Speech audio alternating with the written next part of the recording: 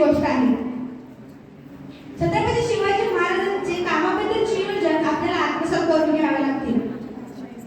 मी शिवाजी महाराजांच्या जीवनातला एक प्रसंग सांगू इच्छिते. जेव्हा सईबाई आजारी होत्या आणि त्यांचे जे शेवटचे दिवस होते तेव्हा महाराजांचं अफजल खानाचं नियोजन सुरू होतं. पण जेव्हा महाराज हे नियोजन करत होते तेव्हा ते प्रतापगडाच्या पायथ्याशी शिवपट्टणम आहे तिकडे ते होते.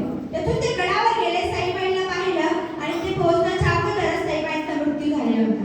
या सर्व दुःखाच्या गोष्टी विसरून ते पुन्हा प्रतापगडापर्यंत आले आणि शामियानापर्यंत येऊन त्यांनी अफजल खानाचा वध केला. अफजल खानाच्या वधानंतर तिथे थांबत नाहीयेत तर ते पुन्हा पळण्यासाठी निघत आहेत. अफजल खानाचा वध केल्यानंतर त्यांनी पार्टी नाही केली की अरे दस्तूरखुद्द औरंगजेबाला ज्याला आवडण्याची ताकद होती त्या शिवाजी महाराजांना त्या अफजल खानाने मी मारले, चला पार्टी करा. त्यांनी असं केलं नाही. छत्रपती शिवाजी त्यांनी असं केलं नाही.